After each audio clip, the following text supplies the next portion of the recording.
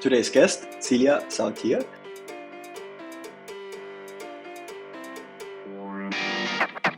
First of all, there was 25 recruiters, a lot of capacity. And then you said productivity. How did you measure productivity and what does this mean for you? So back then, there wasn't any measure of productivity. Like the initial problem was the data. We couldn't rely on the data that we had in our system. So people were hired like outside of our ATS. And so we couldn't really track back hires. And then there were all these freelancers that were also kind of being loosely used within this whole ecosystem. So I mean, I couldn't really measure productivity. All I could say is if you kind of looked at it on an agglomerate level, there were obviously some people that weren't doing as much as others, but it was difficult to make that assessment. The only kind of thing that helped there is we did have to visit the head count from what it was initially.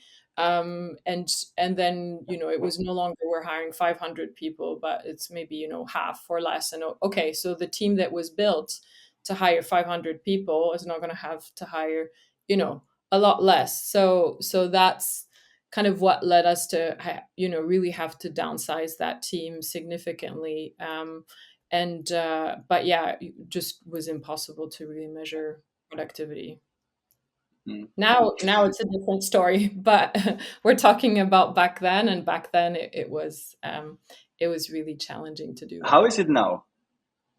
So now, I mean, the data that we use is a lot. So everything is in our ATS. The hires that we make are all tracked. We also can trace it back to the recruiter and who it's credited to. So productivity, I look at, there's the absolute numbers, which is like how many hires per recruiter. And I don't love that number, but it does give you a bit of a sense check of, what do you expect someone that's fully ramped up to produce? Obviously, it's different across tech and non-tech and things like that. But, if you do have someone in your team that you don't know why they're not making any hires consistently, then that's a first signal. But what I really care about in the team is more about the quality metrics. So kind of the pass-through rates along our process, the time spent in each stage, the candidate experience. That's really what I look at every month with the rest of the team to say, okay, well, we're a small and nimble team. We have to use our time the best we can.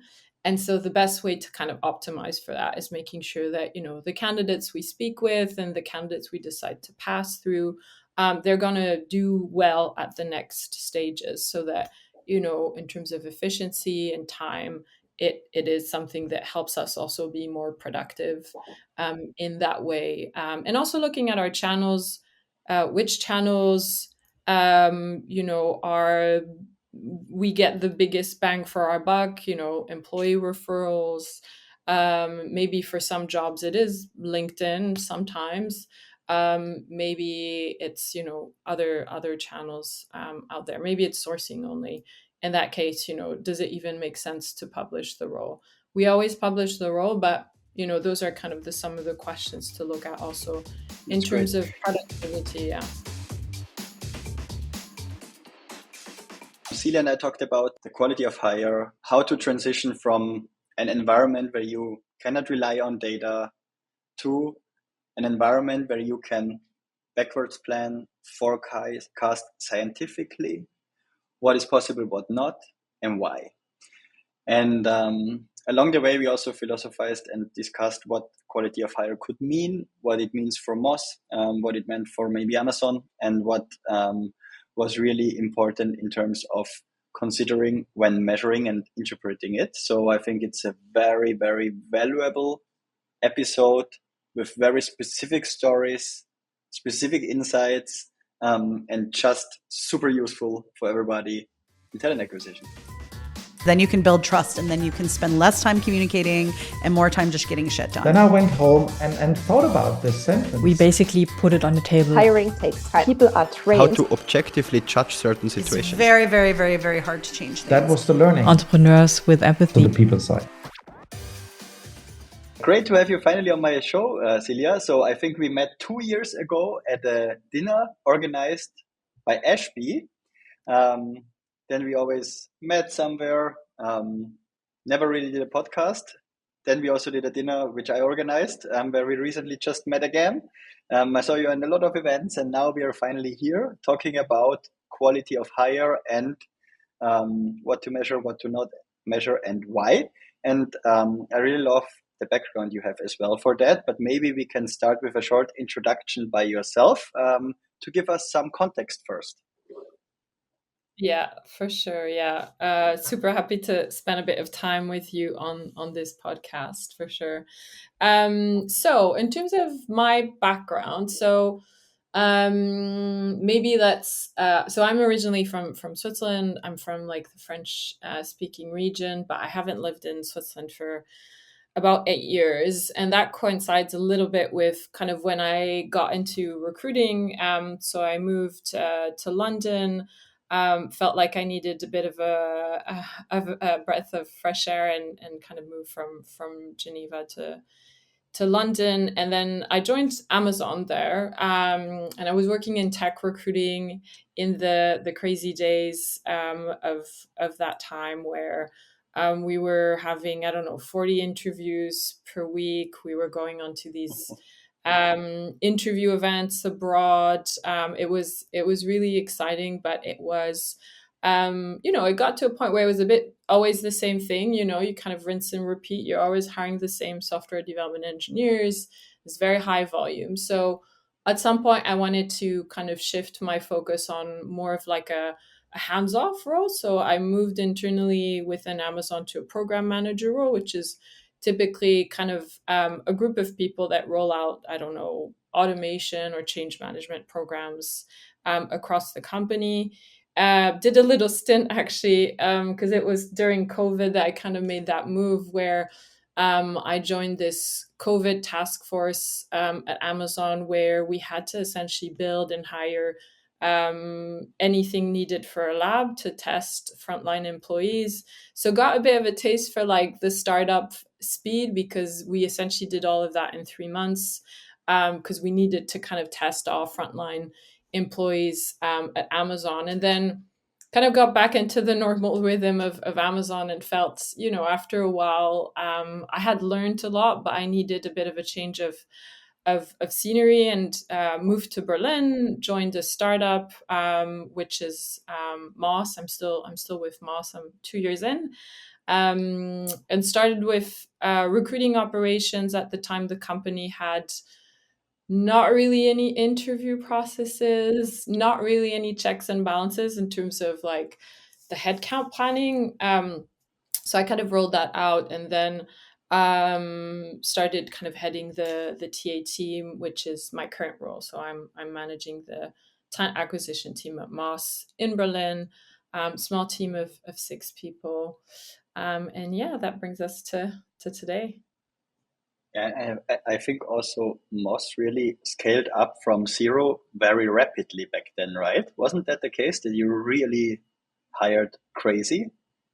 Yeah, it was. I think, like when I was interviewing with startups, this was like end of 2021, right? Like that was the peak moment in terms of scale ups and hyper growth. And so Moss, like a lot of scale ups at that time, was just growing, like crazy. There were some insane numbers kind of thrown out in terms of like who we needed to hire in 12 months.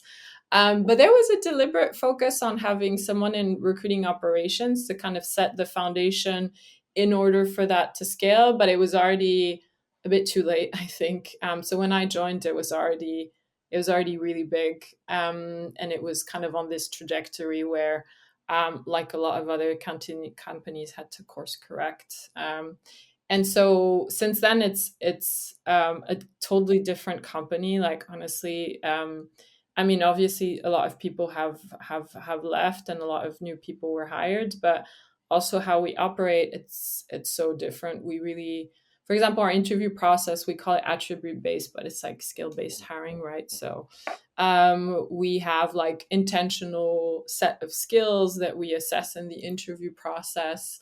versus like a series of conversations without any sort of aim, and then at the end, a sort of random decision that's made, which was a bit of the case before. So yeah, it feels like a completely different company, but for the better. It's not perfect. There's still a lot that we need to work on. I think there's been a massive learning curve for sure, and me included, and the rest of the organization. Yeah. It's really cool. And when you started, let's say, with the whole recruiting operations focus project or area, what was the situation and how did you prioritize it? Because I think that's so valuable that you did that, and that also companies hiring into recruiting operations. And it doesn't have to be always a full role, but it has to be a priority phase to set it up in a certain way.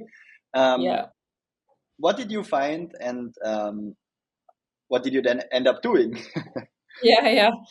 It's such a good point, because I was having similar conversations for similar roles in other companies, and some of those companies were way larger, like Series C or even D, and they were kind of like hiring someone in recruiting operations at that point in time, versus Moss was a lot smaller, but kind of saw the signs and were like, we need help. It was still a bit too late, I think, but it was still, something that stood out to me. And it's also one of the reasons why I joined Moss. I was like, okay, if these people are starting to think about it in this way, then it gives me kind of a good signal in terms of how they think about hiring, right? So that, I guess, was a really great sign, and also led me to kind of join that team. Yeah, when I joined, it was so it was a team of like 25 people in recruiting, which is completely insane. And it was really hard for me to figure out where to start, because the data we had in our systems we were using Greenhouse, but obviously you have 20 different people using it 20 different ways. Yes.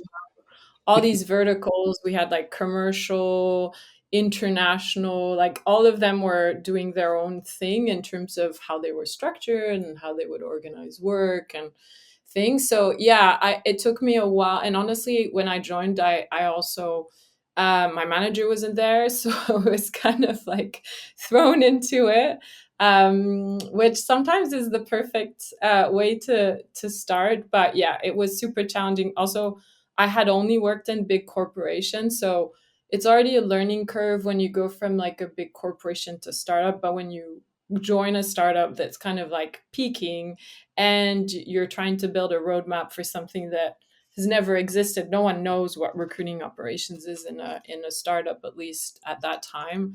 Yeah, it was really tough. I think I got a lot of help at the time from, also there was a strategy team. It was very focused on essentially our commercial positions. We kind of could see that it was breaking. Obviously, it's our revenue engine. So if we don't get that right, like the rest is gonna be challenging. So there was, I guess, an initial focus to say like we need to fix commercial. So meaning like our sales positions, which are mainly kind of sales development representatives and account executives, because we're hiring all these people, and we're onboarding like 20 people every month, but we're just not seeing them becoming productive, and some of them are just starting and then failing and things. So it was the first thing to fix. And when we looked into the interview process, yeah, there was no intention in terms of like, what are we exactly assessing? What's the hiring decision based on? What are the skills that this person really needs to have, apart from trying to hire people that have that experience before, which, if you have experience doing sales, it doesn't mean you're any good at it. And it doesn't mean that you'll be good at it, again. Yeah, and also, if you have the right experience, right, for the right ideal customer to sell to, for the right industry, for the right market, and so on. You mentioned several points now, which are really interesting. First of all, there was 25 recruiters, a lot of capacity, and then you said productivity. How did you measure productivity, and what does this mean for you? So back then, wasn't any measure of productivity. Like the initial problem was the data. We couldn't rely on the data that we had in our system. So people were hired like outside of our ATS. And so we couldn't really track back hires. And then there were all these freelancers that were also kind of being loosely used within this whole ecosystem. So I mean, I couldn't really measure productivity. All I could say is if you kind of looked at it on an agglomerate level, there were obviously some people that weren't doing as much as others, but it was difficult to make that assessment. The only kind of thing that helped there is we did have to visit the headcount from what it was initially, and then it was no longer we're hiring 500 people, but it's maybe half or less. And okay, so the team that was built to hire 500 people is not going to have to hire a lot less. So that's kind of what led us to really have to downsize that team significantly. But yeah, it just was impossible to really measure productivity. In case you like my show, please subscribe. I would really appreciate it. Now it's a different story, but we're talking about back then, and back then it was really challenging to do that. How is it now? So now, I mean, the data that we use is a lot. So everything is in our ATS. The hires that we make are all tracked. We also can trace it back to the recruiter and who it's credited to. So productivity, I look at, there's the absolute numbers, which is like how many hires per recruiter. And I don't love that number, but it does give you a bit of a sense check of, what do you expect someone that's fully ramped up to produce? Obviously, it's different across tech and non-tech and things like that. But, if you do have someone in your team that you don't know why they're not making any hires consistently, then that's a first signal. But what I really care about in the team is more about the quality metrics. So kind of the pass-through rates along our process, the time spent in each stage, the candidate experience. That's really what I look at every month with the rest of the team to say, okay, well, we're a small and nimble team. We have to use our time the best we can. And so the best way to kind of optimize for that is making sure that, the candidates we speak with and the candidates we decide to pass through, they're going to do well at the next stages so that, in terms of efficiency and time, it is something that helps us also be more productive in that way. And also looking at our channels, which channels, we get the biggest bang for our buck, employee referrals.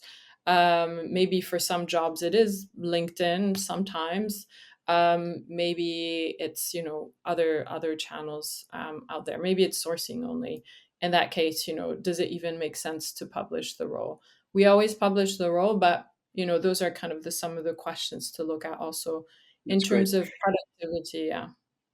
And what was the timeline that you get from you cannot rely on your data, you don't know how to measure productivity, to now work very focused backwards plan based on the capacity you need to fill and what resources you need, if you have enough, if you have the right skill set, what is expected from everybody, and then plan accordingly. So what did you actually do and how long did it take? Yeah, honestly, I think it took a year. I think I don't want to say that this is how long it takes for everyone, but for us, because we had to, essentially shift to scale-based hiring, we had to also structure our interviews to be structured interviews, and create these interview guides, and then train managers and so on, and then also train the rest of the team on how to use our ATS better. It took a year for really the team to completely pivot in terms of practices and data.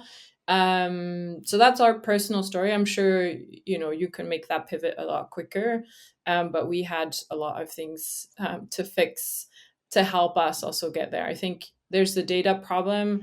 But it's always kind of hand in hand with like how structured and predictable are your interview processes. So I think, you can fix one, but you'll always have to kind of also look at the other things that are part of, how you gather data.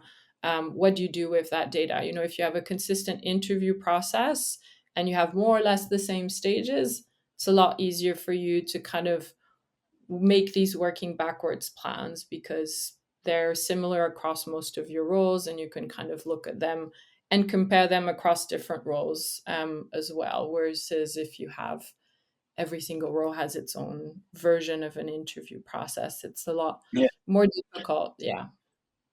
Especially gets a bigger problem once you get bigger, right? Because suddenly the request is not, hey, we need to open these 5 roles. Okay, you can talk to everybody knows each other, communication flows in a way that you can take it case by case.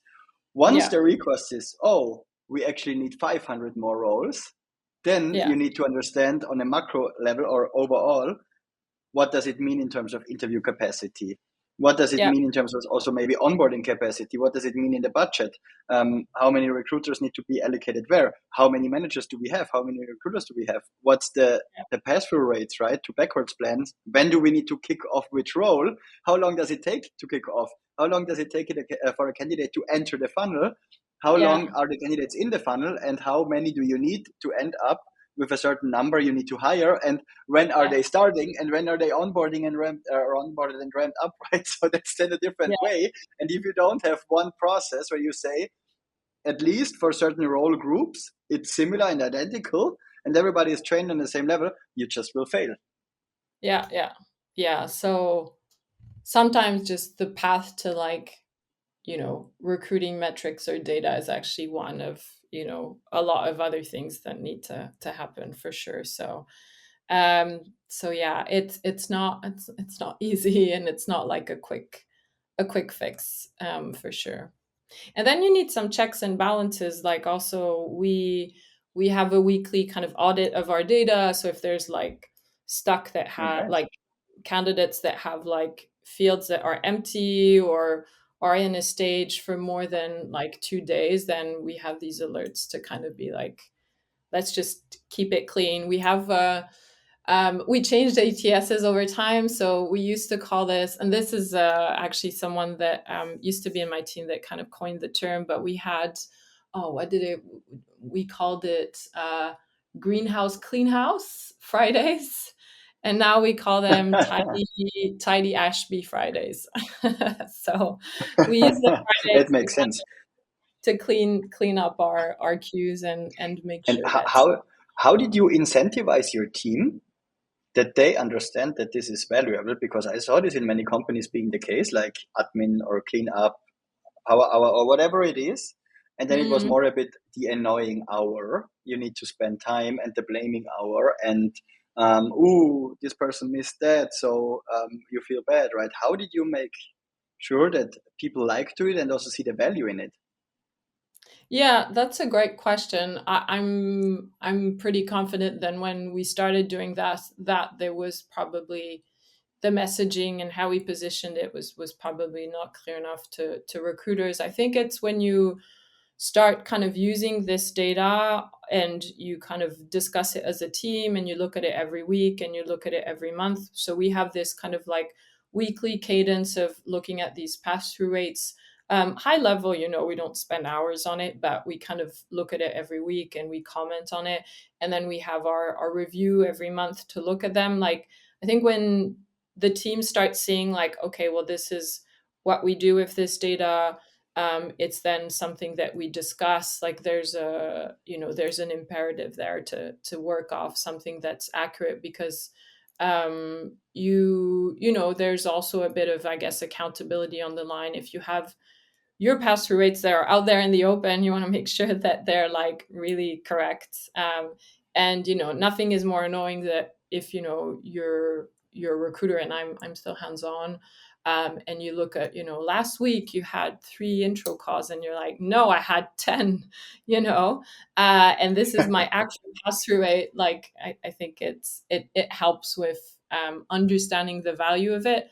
But for sure, it's not easy, and I think that's one way it's helped us is just because we use that data on a weekly and monthly basis, and we use it to make decisions, and we use it in our working backwards plans, and we share it with stakeholders. So it's very like visible and it's very transparent. So it's in your interest that like whatever is put out there in the world about you and or your candidates is accurate. And so I think that's I try to call this way of recruiting scientific recruiting, because everything is measurable, everything is based on hypotheses. Because if you plan backwards, it's nothing more than a hypothesis of what you most likely need to deliver to fill the need, right? Yeah. And then you also need to underlie it with data, and you also need to be fundamentally not just rely on past data, but you also, on the way of doing it, gather data and iterate the hypothesis that it's getting mostly realistic, right? So this is what I call scientific recruiting, and what we also try to do. But I think that's just one way to look at it. The other way to look at it, okay, the outcome ultimately needs to be valuable for the business, and this could be measured in the quality of hire. And we just had a bit of a discussion around it previously, but now maybe we talk about the quality of hire, how you measure it, how you think you measure it, and what's the difficulty in doing so, because it's not easy. Yeah, quality of hire is tough, man. When I was at Amazon, there was a whole like team of data scientists and researchers working on this, and they still, when I left, which was 2 years ago, they hadn't figured it out. And that was one way to go about it, which was like very scientific. They were kind of trying to consolidate objective data, which for this case it was developers. So they were looking at like, I guess, the quality of the code that they submit, and they were trying to consolidate that with like a manager evaluation and like a 360 and things like that. And so I don't know where that went, but it's just to say that like I don't think anyone has fixed this yet. And big companies are no exception in terms of quality of hire. And at Moss, we haven't like figured it out yet. Like, to be very transparent, it's something that's kind of come up as one of our objectives this year is to come up with some sort of indication of quality of hire. And it's coming up so much more now. I just went to an event a few days ago where, this was kind of mentioned as like this one metric that has replaced maybe, I don't know, time to hire used to be a big one a year or two back, because it was all about speed, at least at Moss. And it was about like, how can we be quick? How can we, have the best candidate experience? And now it's a lot about quality of hire. So, okay, you're hiring these people. How do I know that the hiring decision that I'm making now is better than it was a year ago? And that's the question that I get from my leadership. We moved to scale-based hiring. We've implemented all these structured interviewing practices. Tell us now, is it making our hiring decisions better? And it's hard to put a number on that, or like a hard metric to say, well, yes, the quality is higher. And so that's, I think, at least for me, is where there's the context of this quality of hire kind of imperative now to say, like, let's start measuring it. I love that we're going into quality of hire and we're not sticking to just the recruiting metrics.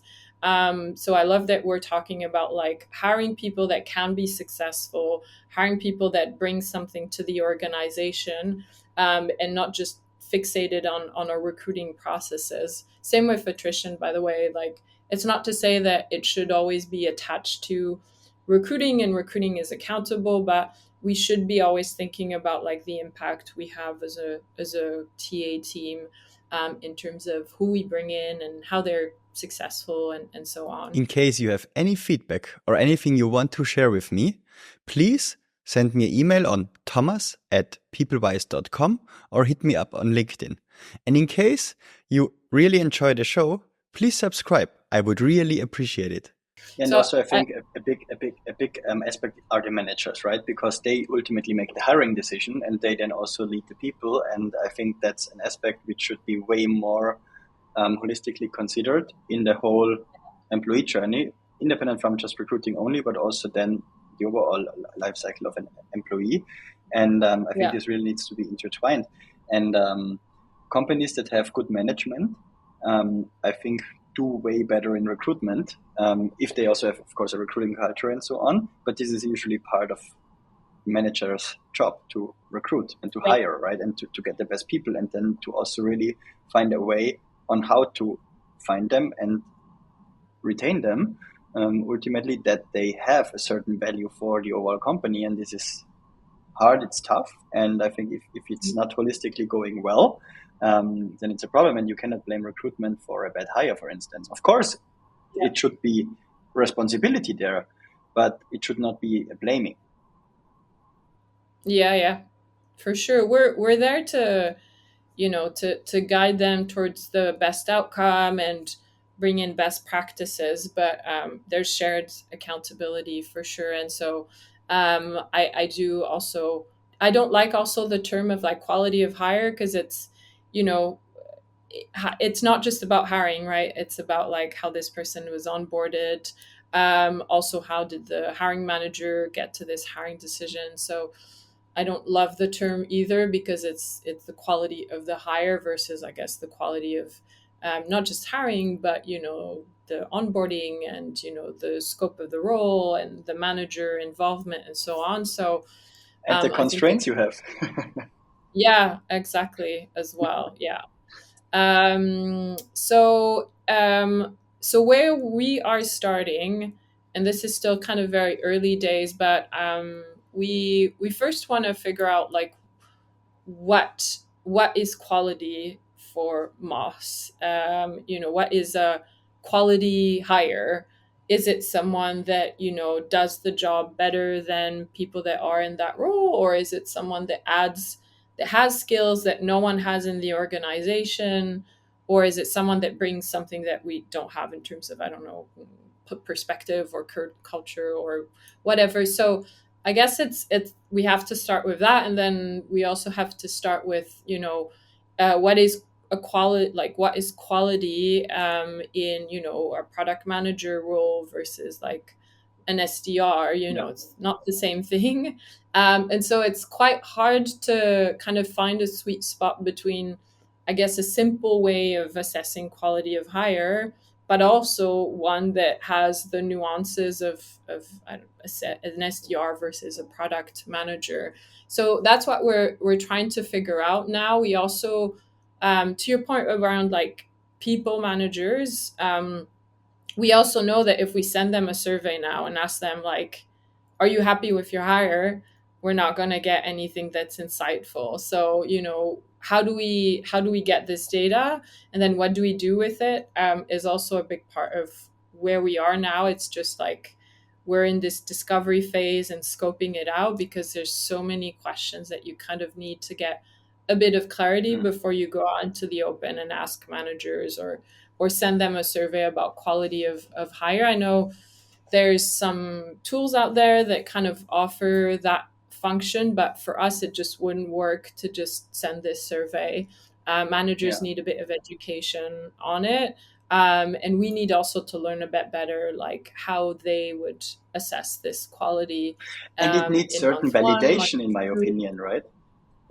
So if you would not validate what's there, because I think of it in three attributes. One should be the overall strategic contribution to the company. It doesn't have to be always strategic. It can also be tactical or operationally. But I think it just needs to have some company layer. Then second, I think it needs to have a cultural layer in terms of, is it value adding for the team dynamics? Does it fit as well? And is it not something toxic? And the third aspect is something functional, right? Do the people also learn from it, or are they functionally doing many things so good that overall there's positive impact on the company's success? And then the question is always how to measure it, right? And again, as you said, in product or sales or tech or general admin roles or customer service roles, it's all different. I think you need to have several quality metrics for different functions and also for different company phases. And then it will just changes and it is dynamic. And the problem with it is it's dynamic, but it also takes so much time to measure it. So what is the right model for your exact use case at the moment? And what do you believe in, right? Because I think it's also a question of belief. And then the managers, the overall business, the talent acquisition team, the business partners, whoever is involved, I think everybody needs to be validated as well against each other for the rating if it's really making sense. Because if you get your in your performance review, in your rating, a key metric to say, hey, you are measured by the quality of hire, then of course no manager will, even if it's the case, say, oh, I did a not quality hire because maybe it impacts your performance and your pay. Yeah, for sure. It's so true, that part around like beliefs, because we started to have these like exploratory conversations about like, what do you think it takes to be, a highly performing and highly valued team member in the company. And when you have these conversations, you realize the like underlying belief system of the leaders and the hiring managers, because yes, there's the performance per se. In some cases, it's quite it can be quite straightforward to measure. If someone is like generating revenue, then that's a part of the performance. But then there's the whole underlying belief about like, what's the quality of hire? Is it someone that works a lot and doesn't care about the hours, or is it actually someone that brings brings something to the team, can lift the team with their demeanor, or they're very good at like coaching others. And so when you start having these conversations, you kind of realize, okay, there's this whole other part of like what you believe is like a quality hire, which is very different across even leaders in the same company. And so that's an extra challenge. And in those beliefs, sometimes you'll find some biases that you also have to address, so yeah, it's hard, it's tough, and I'm not here to say we found a solution, but I know that it's a common challenge with this quality of hire. Let's do it like this. Once you have a solution, we do another podcast talking just about how you figured it out. Okay. Yeah, let's do that. I'll tell you like how it's going and like what are the challenges and what's working well and what isn't, for sure. Yeah, in a couple of months we can do that. Cool, Célia, thank you. We are already at the end. I really enjoyed the conversation. Very insightful, a lot of stories, a lot of insights. I really appreciate your time and have a great weekend. Awesome. Thanks, Thomas. See you. Bye.